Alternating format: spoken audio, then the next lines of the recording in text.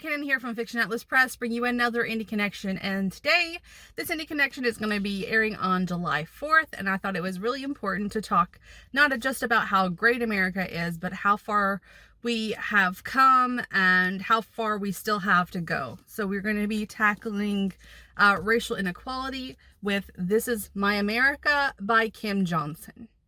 So here are 4 indie books that you might like if you enjoyed This Is My America and if you are committed to helping solve the problem of racial injustice in our country. The first book I have for you is called Dear Black Girl by Tamara Winfrey Harris. Dear dope black girl, you don't know me, but I know you. I know you because I am you. We are magic, light, and stars in the universe.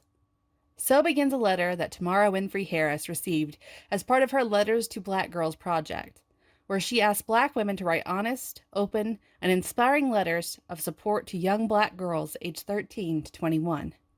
Her call went viral, resulting in 100 personal letters from Black women around the globe that cover topics such as identity, self-love, parents, violence, grief, mental health, sex, and sexuality. And Dear Black Girl, Winfrey Harris organizes a selection of these letters, providing a balm for the wounds of anti-Black girlness and modeling how Black women can nurture future generations. Each chapter ends with a prompt, encouraging girls to write a letter to themselves, teaching the art of self-love and self-nurturing.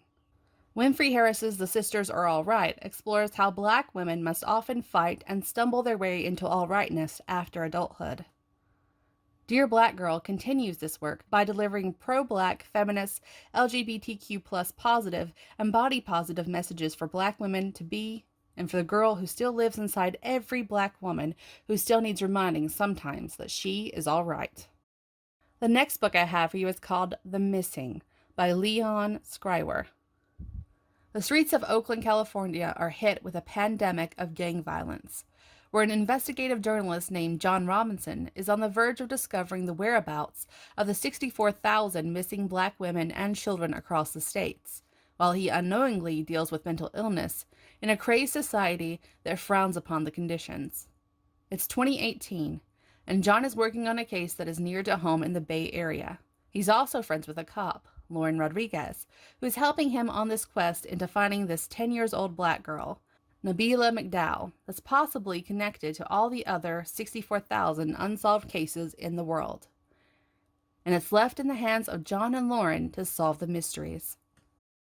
The third book I have for you is called If She Were Blind by Lainey Wilde. Not everyone can get justice the traditional way. That's where Estlyn Collins comes in.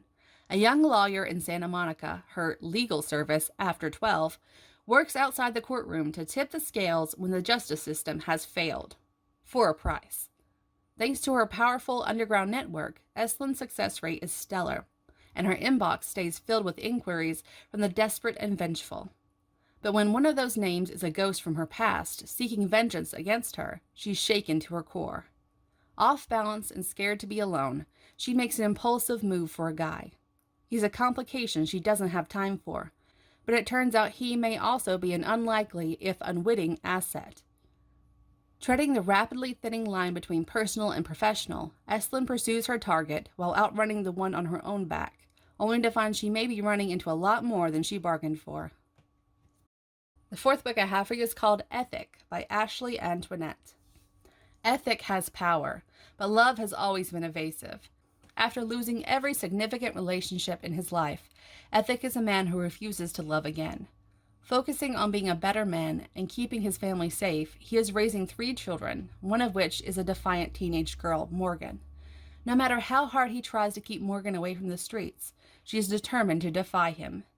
When Morgan finds herself in a vulnerable position, Ethic is pulled back into the deadly game where he was once king. And as a bonus book, I have an anthology called Still Rising, which is an anthology for equality with all the proceeds going to Black Lives Matter. Here's the synopsis.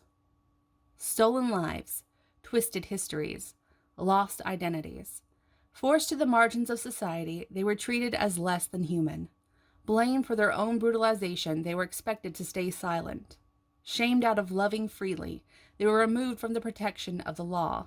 Still, each time they said no, Knocked down over and over again, they rise. They are still rising. Black Lives Matter now and always. Okay, that's all for us this week. I'll see you next week on Indie Connection. I hope you guys stay safe and have a great weekend. Bye.